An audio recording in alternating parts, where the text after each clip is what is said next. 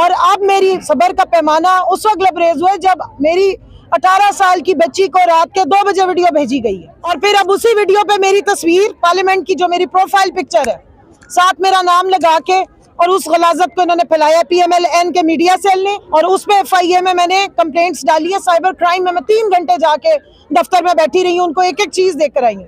پہلے مجھے دھمکیاں آئیں دبئی کے نمبر سے، میں نے وہ پن کی ہوئی ہے ٹویٹر پہ پوسٹ اپنی، $50,000 مانگے گئے، یہ ڈرایا دھمکایا گیا کہ جی آپ کی ویڈیو نکال دیں گے۔ میں کہا جی تہاڈی ہوئے گی یا تہاڈے لگدیاں دی ہوئے گی، میری نہیں ہو سکتی ہے۔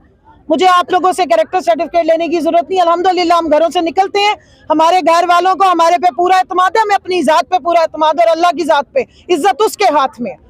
تو کسی بہن بیٹی کو اگر آپ اس طرح سے ذلیل کریں گے کہ کیونکہ آپ سیاست میں اس کا مقابلہ نہیں کر سکتے، آپ سیاسی میدان میں اس کو ہرا نہیں سکتے، آپ آرگیومنٹ میں اس کو ہرا نہیں سکتے، اس کی قیمت نہیں لگا سکے، اس کو خرید نہیں سکے، تو آپ اس کے کریکٹر پہ آئیں گے، اس کو پبلکلی ڈیمیج کریں گے، یہ اب ہم ہونے نہیں دیں گے۔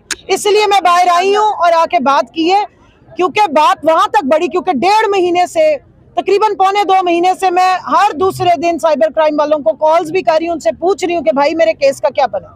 مجھے پتہ ہے وہ نادرہ میں دیا ہوا ہے جی، فیس آئیڈینٹیفیکیشن ہو رہی ہے، کھلے عام پی ایم ایل این کا شخص ہے، میں نے شیئر کیا ہوا ہے، جس نے ٹویٹر پہ یہ سارا گند تماشا شروع کیا تھا، مریم نواز کا میڈیا سیل کا بندہ ہے، اس کو پکڑنے سے ان کی جان نکلتی ہے، اور جو لوگ مختلف جگہوں پہ یہ بھجوا رہے ہیں ان کا بھی مجھے پتہ ہے۔ اور دوسری طرف فضل الرحمان کی جو گٹر زبان سے ہمیشہ پاکستان کی خواتین بالخصوص یہ ساری بہنیں مائیں جو سیاست میں حصہ لیتی ہیں ان پہ جس طرح کی ان کی کردار کشی کی گئی، تہمت زنی کی گئی، ہم اس کے اوپر بھرپور اپنا احتجاج بھی ریکارڈ کرتے ہیں اور شدید اس کو کہتے ہیں اپنے ریاست کے اداروں سے کہ اس طرح کی سیاست اور اس طرح کی غلاظت کو روکا جائے ملک میں۔ آپ نے دیکھا کہ پچھلے 8 مہینوں میں کس قسم کا انسانی حقوق کی پامالی ہوئی، کس طرح تشدد کیا گیا، کس طرح خواتین پہ بہتان بازی، کردار کشی سمیت میرے بہت سارے لوگوں کو جو ہے وہ ٹارگٹ کیا جا رہا ہے مختلف طریقے سے۔ آپ ڈائسینٹنگ وائسز کو مٹانے کی کوشش کر رہے ہیں، میڈیا پہ حملے کیے، یہ خواتین اب اپنے حق کے لیے نکلی ہیں۔ کیا پاکستان کی 53% آبادی کے اوپر سیاست کے دروازے اس لیے بند کر دیے جائیں کہ ایک فضل الرحمان اپنے اوپر اس مذہب کا لبادہ اوڑھ کے خواتین پہ بیہودہ الزام تراشیاں کرتا ہے، ان کی کردار کشی کرتا ہے اور غلاظت اگلتا ہے، اور خواتین کو وہ ولنریبل کر رہے کہ کل کو خدا نہ خواستہ اس کے سامنے بیٹھے ہوئے مجمع سے لوگ آ کے خواتین پہ اٹیک کریں؟ کدھر ہے ریاست کے ادارے؟ اور ایف آئی اے کدھر ہے؟ 24 ایف آئی آر کٹی عمران ریاض خان پہ، 16 ایف آئی آر کٹی ارشد شریف شہید پہ، 28 ایف آئی آر کٹی عمران خان پہ۔ دیکھیں یہ ریاست جو ہے یہ جمہور کے لیے، عوام کے لیے، ریاست کے ادارے عوام کو بچانے کے لیے، ان کی پروٹیکشن اور ان کو سرو کرنے کے لیے کھڑے ہوتے ہیں۔ یہ ایف آئی اے کسی کے گھر کی باندھی نہیں ہے، یہ اس امپورٹڈ سلیکٹڈ سرکار کی کٹ پتلی نہیں ہے۔ ایف آئی اے یہ شہریوں کے لیے بنائی گئی ہے۔ ہم کدھر جائیں بتائیے؟ میرے ساتھ جو سلوک ہوتا رہا ہے، سائبر کرائم سننے کو تیار ہی نہیں ہے، وچ ہنٹنگ کرنے کے لیے تیار ہے۔ یہ کیا ہو رہا ہے اس ملک میں؟ یہ کون سے قانون کی اور کون سے آئین کی جو ہے یہاں پر پاسداریاں ہو رہی ہیں؟ ہم آپ سے بنتی کر رہی ہیں، آپ کی مائیں بہنیں بیٹیاں 53% آبادی کی ریپرزنٹیٹیوز نکل آئی ہیں اس گھٹیا غلیظ زبان کے بعد۔ اعظم سواتی صاحب اور ان کی جو باپردہ بیوی کی تذلیل، تضحیک اور ان کی ناموس کی جو تقدس کی پامالی ہے، اس کے بعد ہمیں شرم آ رہی ہے کہ ہم ایسے معاشرے میں آ گئے ہیں جہاں پہ بہن بیٹی ماں کا تقدس پامال کیا جا رہا ہے۔ ہمارا ایسا معاشرہ نہیں ہے، یہاں پہ بھائی، یہاں پہ باپ، یہاں پہ بیٹے، یہاں پہ شوہر اپنے گھر کی عورتوں پہ جانے دے دیتے ہیں، ان کی عزتوں کے ضامن ہیں۔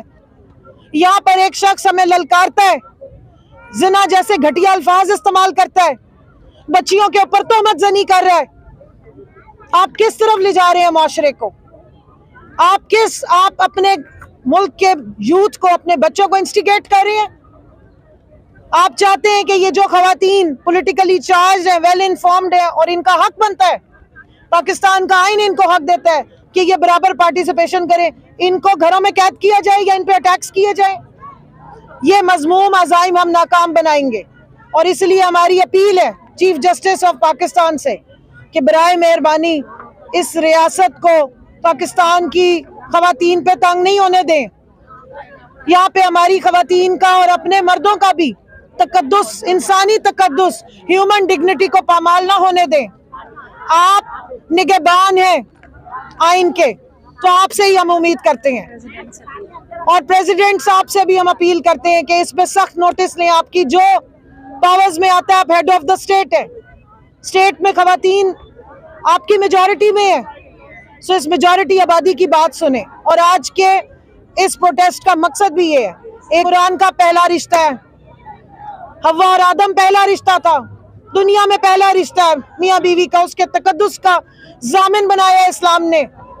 और आप इस मुल्क में, इस माशरे में क्या करना चाह रही हैं?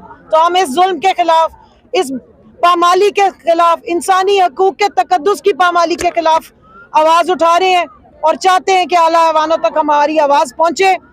और साथ साथ मैं एक और बात पे यहाँ पर जरूर कहूंगी कि ये जो इम्पोर्टेड हुकूमत के नुमाइंदे हैं, खास तौर पे पीडीएम में जो पीएमएलएन मीडिया सेल चलाता है, इन्होंने साजिश की है कि फेक अकाउंट्स बना के पीटीआई के लोगों को सोशल एक्टिविस्ट के नामों से फेक अकाउंट्स बनाए और अपने नए चीफ ऑफ आर्मी स्टाफ या फौज के खिलाफ ट्वीट्स करें या सोशल मीडिया इस्तेमाल करें और फिर तसादुम की तरफ लेके जाएं। तो मैं आपके तवज्जुह से, अपने भाइयों के, अपने इस मीडिया के तवज्जुह से बताना चाहती हूँ कि पीटीआई में कोई ऐसा शख्स नहीं है जो अपने मुल्क के इदारों से नफरत करता हो। हम सब अपनी पाक फौज से, अपने इदारों से मोहब्बत करते हैं और उनसे भी यही उम्मीद रखते हैं कि वो अपनी आवाम के तकद्दुस को पामाल होने से बचाएं।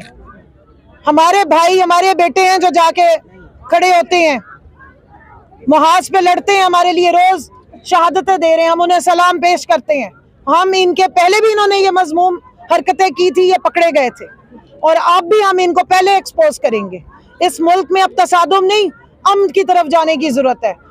एक फ्री एंड फेयर इलेक्शंस की जरूरत है ताकि जो मुल्क तबाही के दहाने पे इन चोरों के टोले ने पहुंचा दी है उसको वापस लाया जाए, और जिस तरक्की के रास्ते पे हम गामजन थे, जिस अमन की तरफ हम रवां दवा थे, हम वापस उस तरफ जाए जहां हर शहरी की इज्जत, जान, माल और तकद्दुस की बाकायदा जिस तरीके से रियासत जिम्मेदारी लेती है उसके तकद्दुस की, उसकी हिफाजत करने की, वो हो सके। अच्छा कमल साहब, ये बताइएगा, क्या अब तक आप लोगों ने कोई एफआईआर के लिए दरखास्त दी है, और अगर दे रहे हैं तो किन दफात के तहत मौलाना के खिलाफ एफआईआर देंगे?